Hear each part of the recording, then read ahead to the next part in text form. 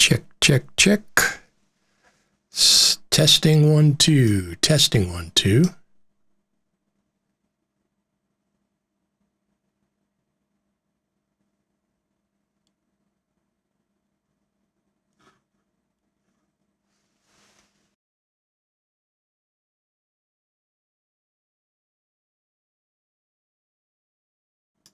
I don't know if you can hear me. I was having problems.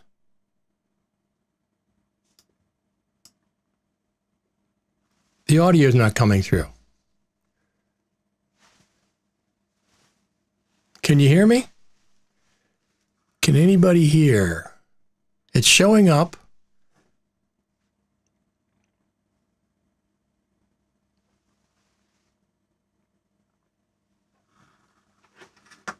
It's showing up, but I can't. The registering, but I can't.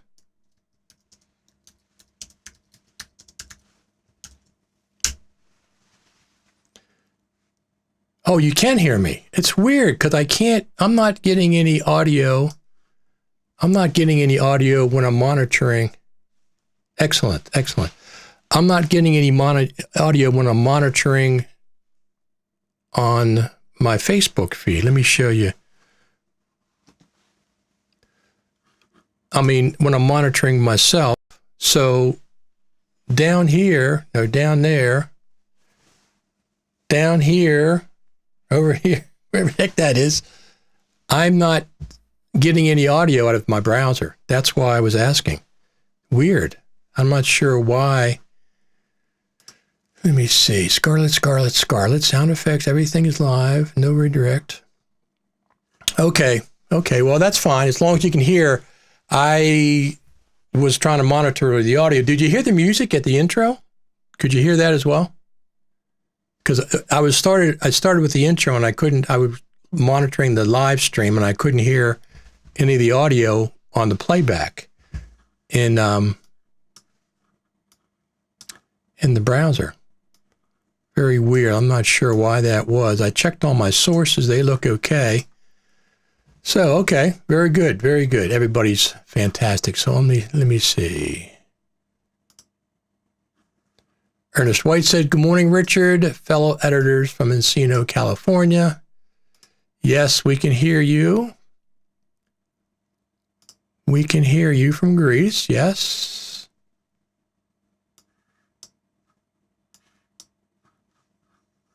Everybody can hear. That's fantastic. Okay. Well, that's fine. It's just weird because I can't, like I said, in Safari, I can't hear the audio. It's showing up, registering, but I can't hear it. So.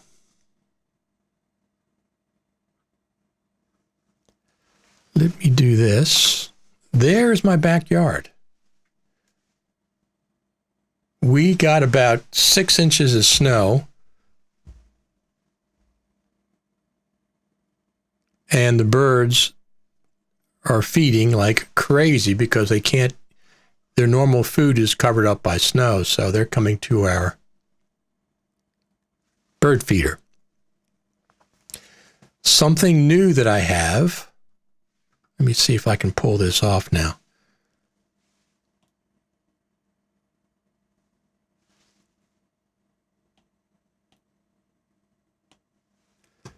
So something new that I have is I have this ability to, well, this is my second stream on Big Sur. Everything's a little bit different, so I figured I'd try that again today.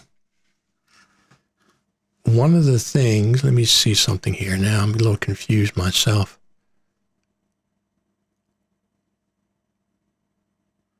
Graphics. Oh, there we go.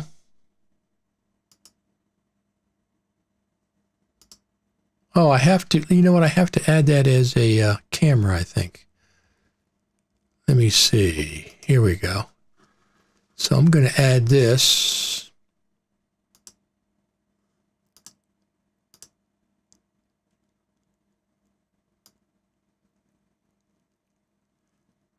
Custom. this I think is going to work. And this is something I'll be able to do from now on. I think this is going to work. Let me see if I can do this now.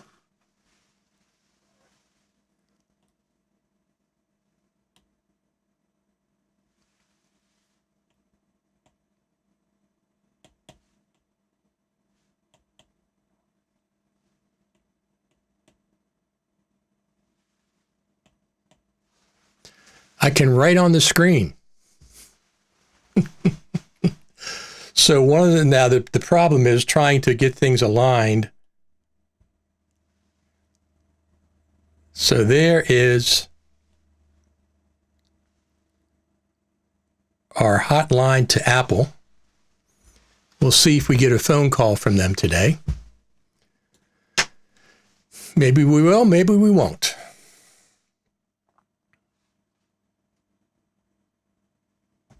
And then I can clear it all. So now I can write on the screen if I have things set up properly. So this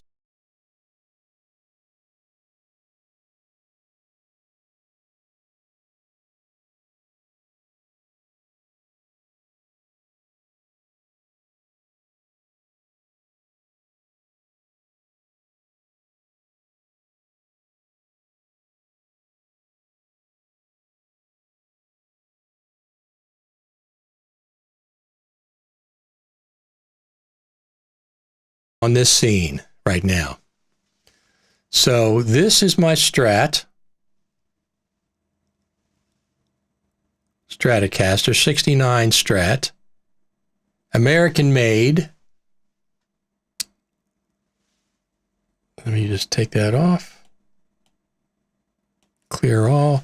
So now I can circle things while I'm talking to you on the, but this is just the test. Okay. So what do you use for drawing, Richard? It is an iPad. It is this.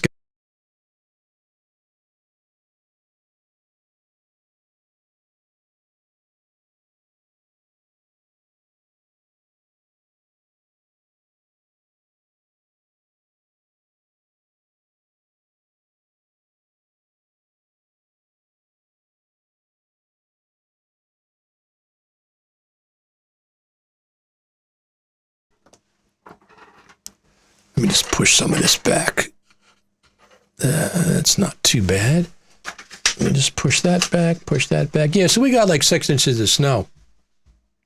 My sound is off. iPad okay. Okay, we lose sound on the overhead shot. Let me fix that right now. Now you should hear me on the overhead shot. Thank you for telling me that. Audio drops when you switch. Thank you very much. So now it's working. Now I have sound. Yep. Now it is perfect. Almost perfect. So one of the things I wanted to talk about a little bit, let me just see. I'm looking for this iPad, this pencil. I got the pencil to work with LumaFusion on the iPad Air, and I really like it a lot. I wish Final Cut Pro had some kind of a touch where you could use a pencil. It's not cheap, it's $100, but I like it the fact that it has a little teeny point rather than those big bulbous points that a lot of the other ones have. So we'll play with that as we go. I'm going to switch. Let me see if I can do this by... Yeah, I switched to switch colors. Now I'm going to switch back to circling my button there. There you go. So we'll play with that as we go. If I have any comments that I like specifically, we will perhaps circle them. There's something in Ecamm. Let me see something. That's interesting. Add to broadcast. So there's a way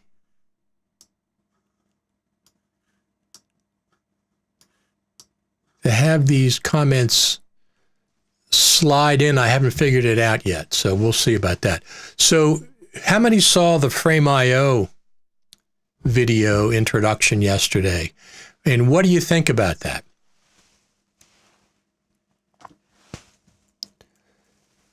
How many would be using something like that? It seems like a pretty high-end deal.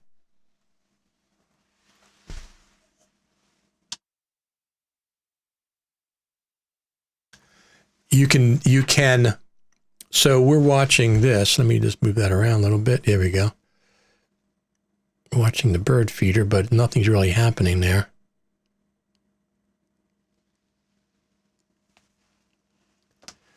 So the Frame.io, it's now camera to cloud. Is that what it is? Directly, if you're on set, they showed a Hollywood film being done. You need a Teradex piece of hardware. Their software, you have to subscribe, I'm sure. It's not cheap. And then you can just go, instead of recording, I'm sure you're recording the files as well, but you can send them directly up. And there's a couple of interesting things about that I saw when I watched it. Number one is you only need an iPhone. You only need a LTE iPhone connection in order to use it. I think it can be used on Wi-Fi, but you don't need Wi-Fi. You just need a hotspot. So that's pretty darn cool. And it keeps time code information. It keeps the same clip name when it sends it up. I think it's almost live. The person, whoever's logged into the Frame.io account, it's almost like it's live. So as the camera's recording, they can actually see. I'm sure there's a second or two delay. I don't see how there couldn't be. And they can actually see what you're recording. So if you have a director somewhere, he could say, well, I want this shot reframed. I want this different in the background. He doesn't even have to be on set.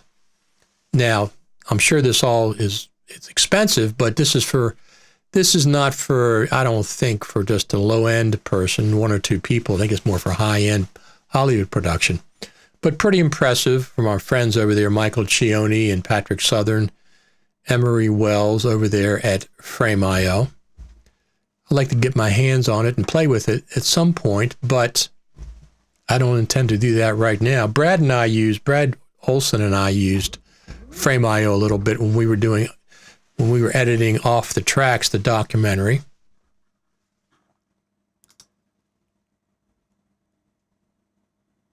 Let me just see.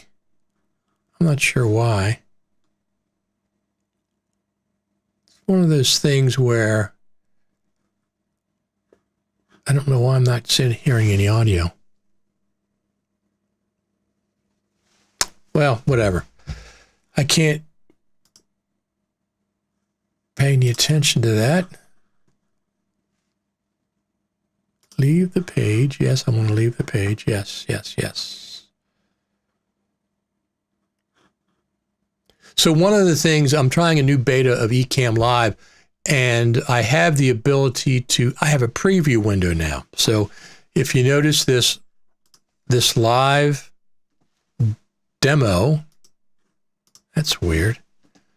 So this live demo over here, over here to my left is a preview window.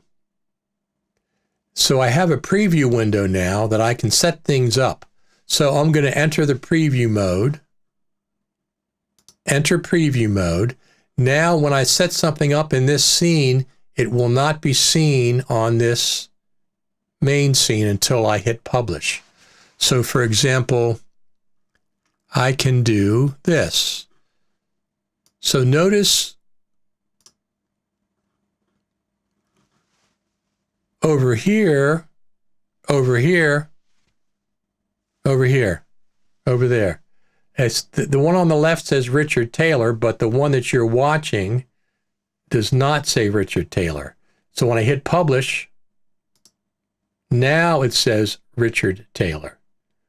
So now I actually have a preview screen that I can actually use which is pretty neat. If I want to put somebody's name on or change something, I can actually do that. But what wasn't working yesterday when I tried this out was the comments were not coming through. They were all garbled. Let me pull that back up. So the comments over here, you can see them over here. These are all your comments. I can monitor them. They were not coming through yesterday when we got this. This is a beta version of the software. When we got this preview mode. So I didn't use it for yesterday when we did FCP Diet 2. I didn't use this because I needed to see the comments before I post them on screen. So now I just go over here and I put add to broadcast, and then I have to publish. That's interesting. That's not working. All right, so I'm going to return to live mode. There we go. Let's see. It's still not quite what I want. Still a little glitchy. That's what I'm trying out today, though. I'm just trying things out to see how it works. And then once I get it honed in to the point where I can depend on it, then I'll use it more effectively. So what's new in the world of Final Cut Pro? Well, it's February the 12th, and we haven't seen any activity from the Final Cut Pro team. Nothing, no news, no nothing. Everything's kind of boring. I don't expect to see anything from Final Cut Pro until maybe after spring. Spring is March. Spring arrives on March the 20th. That's my birthday. Just happens to be my birthday. So I don't expect anything in the first quarter of the year. Maybe the second quarter. Maybe they're waiting for the anniversary of Final Cut Pro on June the 20th, is it? 20th, 21st? When it was actually launched. Maybe they're going to launch the big version of Final Cut we've been waiting for years on the anniversary. So that would be the first half of, that would be right the first half of the year, right before the end of the first half of the year. Let me just check something here. Now I want to do, I'm just going to check some websites. Top, here we go.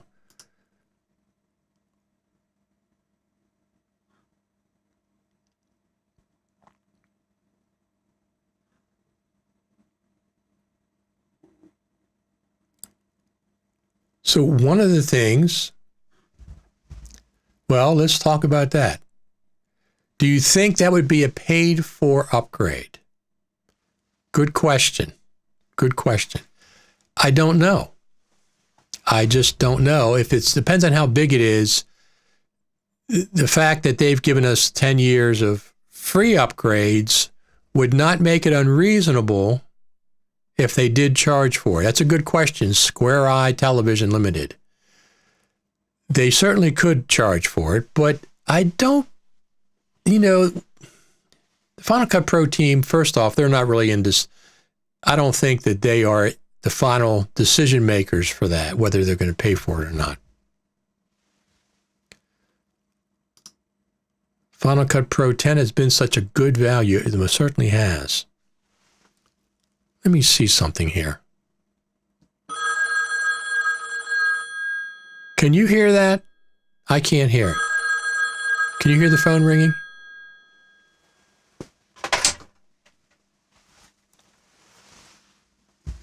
Yes, we're on the air right now.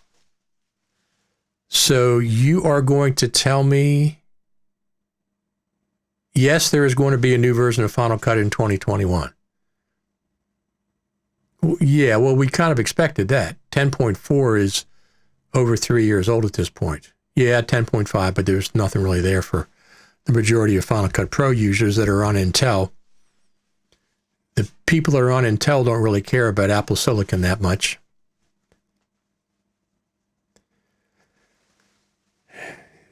So, John, Jean-Baptiste says, is Tim Cook reporting to you? Not this time. No, it's not. It's not Tim Cook. Somebody else. So we want to know if we had a question of whether they're going to charge for it. If you have a version of Premiere, you get Final Cut Pro for free, the new version. If you already have Final Cut and you have Premiere. What about the rest of us? I don't use Premiere. Really? Well, that's interesting. That's an interesting way to do it. Okay, I won't say anything.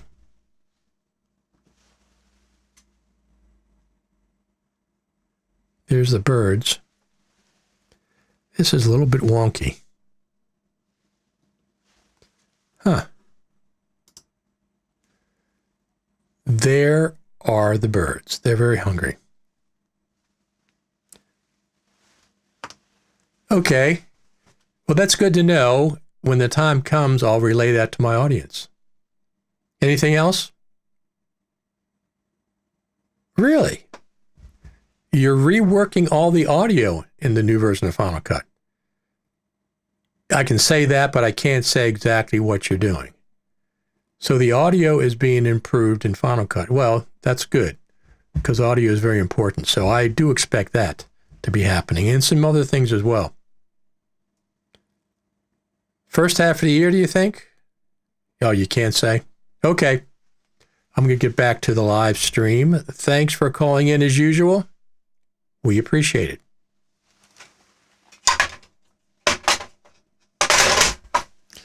Well, that's what we know. Yes, there's going to be a new version of Final Cut in 2021, but whether they're going to charge for it or not is the question. That would be very interesting. What else is going on in Final Cut Pro land? Not a whole lot, is there? There's not a whole lot. Like I said, the big news yesterday was Frame.io announcement from the, what do they call it, from cloud, from camera to cloud, or C to C, camera to cloud, something like that. And actually, one of the things they announced was they have over 1 million users of Frame.io, which is a lot. Now they support, this is agnostic. This is not, I don't think you need to be certain NLE. I think you can just use the features without being on it, because I think they mentioned Resolve.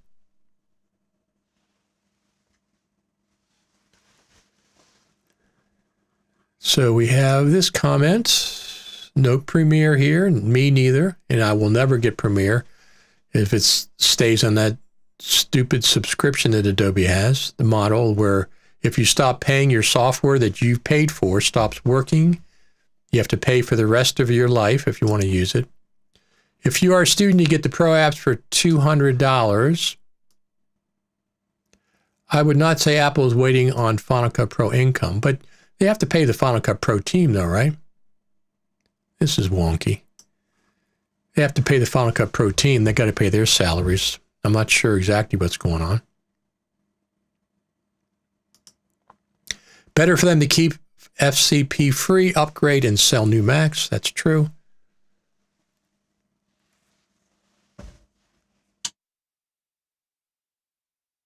But they have to pay the Final Cut Pro team. So we'll see. I would be surprised if they charged for it, but at this point, I'm not sure whether they will. There might be some kind of a stock issue since they're a publicly traded company. I'm not sure if that's the case or not, but we'll find out. But anyway, there will be a new version of Final Cut in 2021. I'm saying the first half, perhaps by the anniversary. Perhaps, we'll see. Let me just do this. Very interesting. There we go.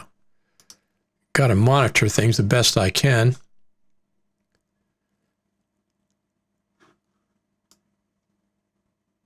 But anyway, this is a test today. This is the second time I've live streamed with Big Sur, and there's some wonky things. There's things that are a little wonky. Like I said, for some reason, I can't monitor my audio. Let me see if I change it up here. Sound, output, Mac Pro speakers. No, Scarlett, USB. And that's okay. Huh. What else could it be?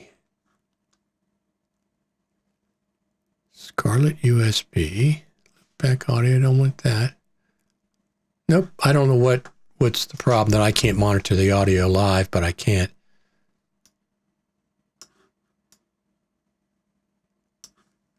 So is anybody here, do you have any new plugins that you really like? I bought a couple of weeks ago. Do you have a favorite plugin company? I like Motion VFX. I like Ripple's plugins. Leno FX, I use them. Brett FX or Brett, whatever they are. I bought some plugins just recently. So let me see if I can do this now. Now I'm just going to look at the screen and see if I can circle based on position. There, that's not too bad. I was trying to circle that little thing there.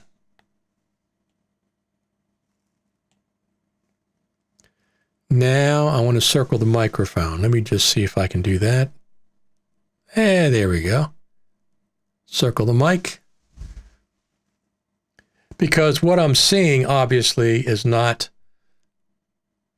circle the telephone. I'm just guessing where it is on the screen. It's just a guess. Because all I'm seeing is a green screen. All I'm seeing is this. I'm just seeing this screen over here, and I'm trying to juxtapose where I'm actually drawing on the screen that you are seeing. So while I have this camera up, this is my latest little gadget. Boy, I like gadgets. So I have all moment lenses for my iPhone. I got a moment case and moment lenses. And I got this cool little case that they just put out. Has my lenses in here. Now this one is the Tele, I think. That's my Tele. This one is what? Something, I don't know what that one is. This is my anamorphic lens, and that's some kind of a zoomed in lens. And I got the ND filter, adjustable variable ND filter for there. So when I use the anamorphic outside, it works. But it's a nice little case they just put out. I just got it because I didn't have a place to keep these organized. So when if I go to the Creative Summit or I go to NAB, I can take my lenses with me and have them organized in a small, compact case. Also got a lens brush that they put out. It has two ends to it. One end is a typical brush, just a typical lens brush, and the other end is a very small, this end is a very small lens brush that you can do the iPhone lenses with and the inside of the moment lenses, which is a very small area. So it has two different lenses. So I just bought that recently. One of the things that I'm using. Let's check on the birds. The birds are very hungry. This is my backyard. We got like about 6 inches of snow.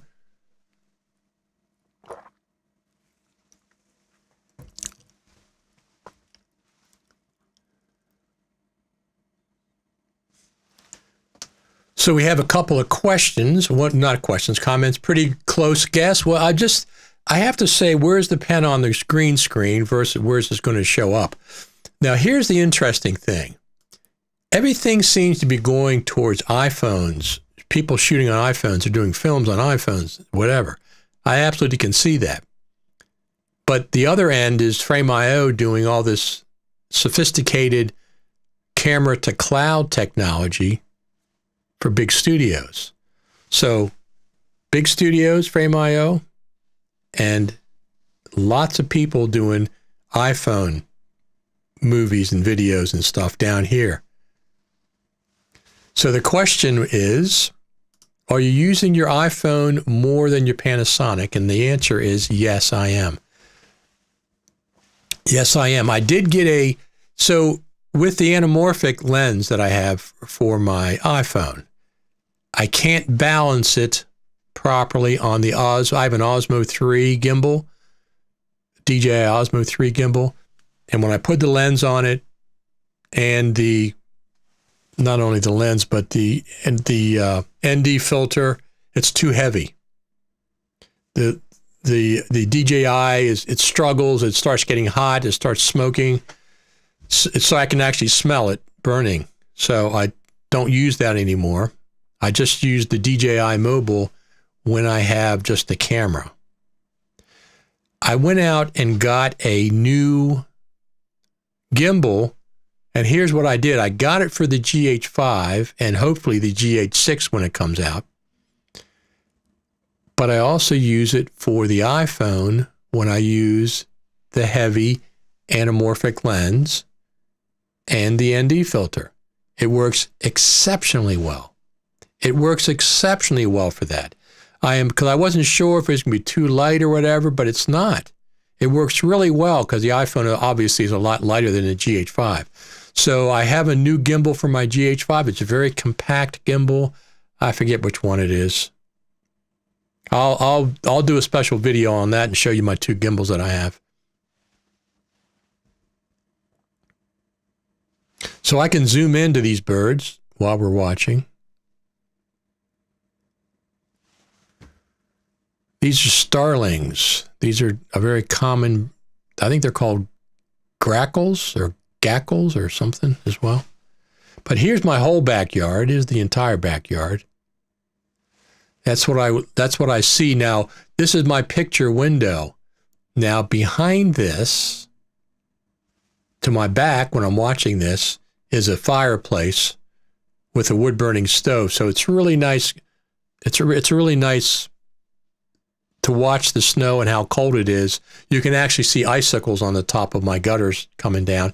And behind you is a actual wood-burning stove in the fireplace. Let's go back to the zoomed-in version. There we go. All right, anything else going on in the world of Final Cut Pro these days? Not much else. But to answer your question, I'm using my phone more than my Panasonic. Yes, because my phone is always, always with me. The quality is phenomenal. The iPhone 12 Pro Max is absolutely phenomenal quality. I'm just going to get the new phone every year going forward because they always improve it so much, it seems like, from one year to the next. Now, if they don't improve it, then I won't get it, but I can't imagine them not improving it. I get it. I don't care about the 5G. I don't even think I have any 5G here in this area. I don't know for a fact, but so one of the things that happened is Xfinity was talking about putting a data cap on everybody, 1.2 terabytes a month. I looked at my usage over the last, like October, November, December, 3.5 to 4 terabytes because of these live streams. So I'm way, way over the 1.2 terabyte limit that they have. Now, initially they said they weren't going to charge you in January and February, maybe March. They give you some one-time credit or something. Now they've said we're going to do that until June. So even though they're going to have a data cap at some point, there is nothing's happening for a few months, so I don't have to worry about it. Because I, have to switch plans and everything and get the unlimited. I thought I had unlimited. Apparently, I did not. What's going on in the world of Final Cut Pro out there? Anybody have anything exciting? I'm going to. Well, I got one thing to show you. Let me just show you this. Web page, graphics, countdown, videos. So this is one of the videos that I shot with the iPhone. This was actually with the anamorphic lens and the gimbal. Let me unmute that.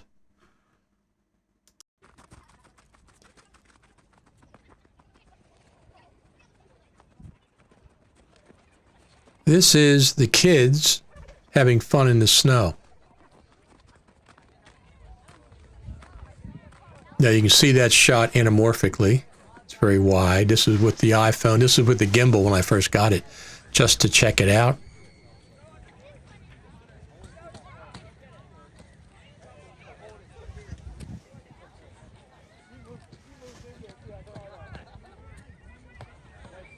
It's a very nice snow hill in the backyard over there.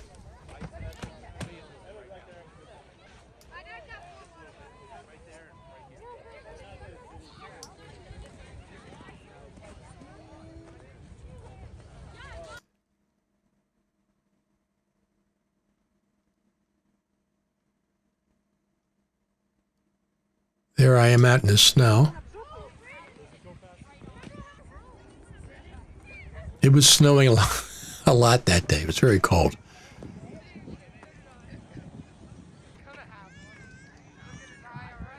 But anyway, this is when I first tested my gimbal out with the anamorphic lens on the iPhone.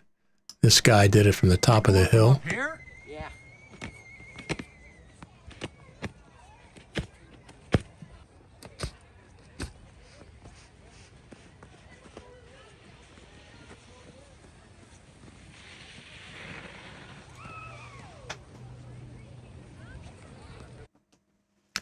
So we're getting our snow. The February is a very common time when we get snow on the East Coast. February, we've gotten some gigantic snows on the East Coast. All right, so I'm looking forward to seeing what the Final Cut Pro team does the rest of this year. I do expect audio. Oh, look what I found. So when I was a trainer for Final Cut Pro, Apple certified trainer, and I found this, the World Bank Group Visitor Pass, June 7th, 07. That is when I was in New York at Apple HQ, and I got my very first Final Cut Pro trainer certification, June 7th, 07.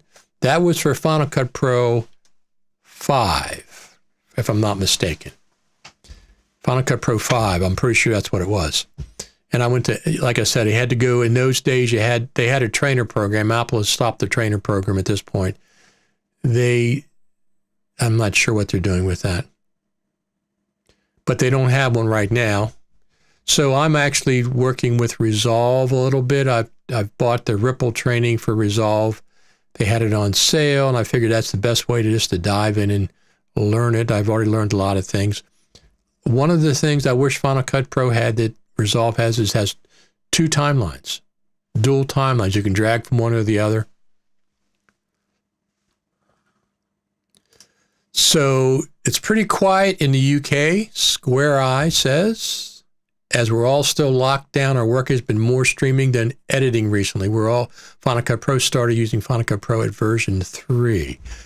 Do you mean Final Cut Pro 10 at version 10.3, or do you mean Final Cut Pro Classic at version 3? I presume you mean Final Cut Pro 10 at 10.3. I started Final Cut Pro 10 at 10.1. I mean at 10.0 when it first was announced. So here's a couple more comments. I also hate the subscription model. This is talking with Adobe. I don't mind subscriptions. I have half a dozen subscriptions. This program I'm using, Ecamm Live, is a subscription. I have the Pro version. What I hate is if you stop paying Adobe, your software that used to work will no longer work. They will cut you off from using their software unless you pay them every month for the rest of your life. If you're a grandpa and want to edit some videos of your kids with Adobe Premiere, you have to keep paying, and you have to keep paying, and you have to keep paying, or the software will stop working. That's what I don't like, is the perpetual ransom that they charge every single month. John says Ripple plugin. That's what I definitely like for plugins. And Ernest White said definitely Motion VFX. Absolutely. He says no Final Cut Pro version 3. So that's a ways back. I started Final Cut Classic 10.0, 10 whatever they ran that time period. I started with Premiere on the Mac. I think it was version 6. That was the first one I used. And then I switched to Final Cut when Adobe dropped support for the Mac for those few years. Anything else going on? There's another, let me just play one more video here. So this is, I went on a little walk yesterday. This is yesterday, actually. I walked and I streamed it live to Facebook for local people. This is my neighborhood. I'm just walking out in the snow. It's snowing. It's barely coming down, just a little bit. Just a little bit. I think this has like 3,000 or 4,000 views, something like that, local. This is my neighborhood. Beautiful when it snows out. This is where I normally walk in the winter, in the summertime, but I figured I'd do a walk in the snow yesterday.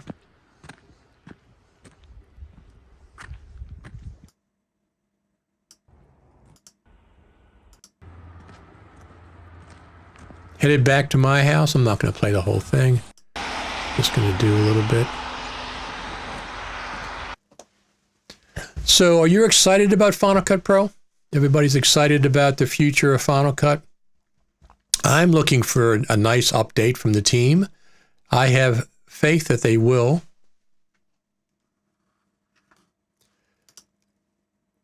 Nice to join your chat today. It's dinner time in the UK, so I'm off to cook for the family. Cheers, John. Thanks, John.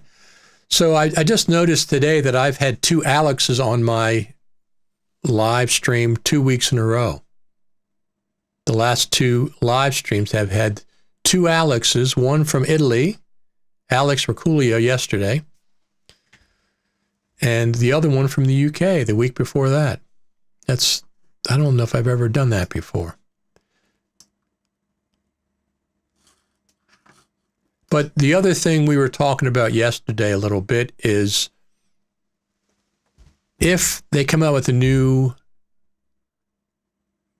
Mac between the Mac Mini and the Mac Pro, because the Mac Pro is big and everybody doesn't need something that big, but a lot of people need something bigger than the Mac Mini, what would they call it? And I suggested just calling it the Mac.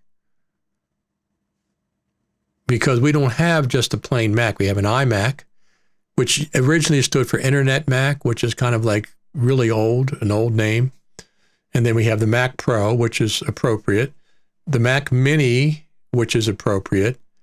But something between the Mac Mini and the Mac Pro. Something in between those two. They could call it the Mac Mini Pro, or they just could, why not just call it the Mac? The new smaller desktop. Don't call it the Cube. That's for sure. I almost bought a Cube actually, but anyway, I think I'm going to get off here. I wanted to just test, this Big Sur, things work, they don't work, a little bit funky. Audio, I don't know why I can't monitor audio. I'm not sure why that's happening. I cannot listen to my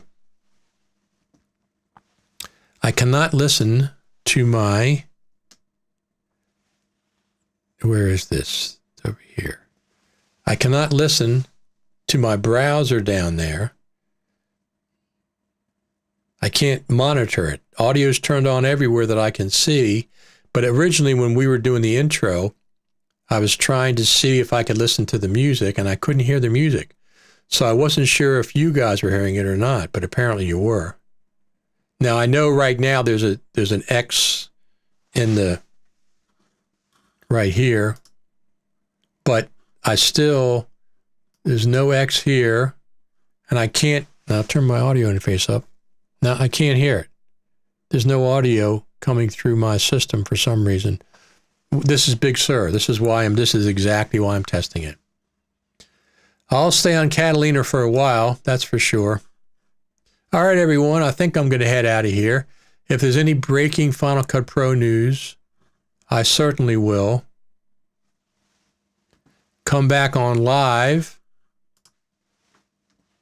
even if it's the weekend. I mean, usually I don't come on the weekends, maybe once in a while on the Saturday. I'm also working on my studio downstairs, and that's going to be finished, and I might move this live streaming down there permanently. We'll have to see. Right now, I'm in my upstairs studio. Square Eye Television Limited says, thanks, Richard. So you're using Final Cut Pro in your television company, your TV company. That's pretty interesting. Ernest White says, always great to join you here. Thanks, everybody, for stopping by. Have a good weekend, everybody. Have a good weekend. Everybody stay safe. Do what you can. Hopefully, with everything that opens up around the world going forward, I would really like it if it was safe to go to NAB next fall and to the Final Cut Pro Creative Summit as well. I'll take my setup and I'll stream live like I did before. I think I do 10, 15 videos, live videos from those events. We'll have to see how that works out this year. I'm not going to go if I don't feel, safe, whatever. Right now, I'm fine. I stay here at the Final Cut Pro Radio headquarters. I don't go many places. And when I do, it's almost always outside. Anyway, everyone, thanks for helping. You're a big help today with comments because the comments weren't working in the latest beta, but today they issued a new version and they seem to be working fine. I appreciate everybody. And I will see you on the next one. Any Final Cut Pro breaking news, pay attention. Richard Taylor TV on YouTube or on Facebook. Join the Facebook group, Final Cut Pro Radio. We're over there all the time. Everybody's chatting. Talk to you all later. Have a good weekend. Thanks.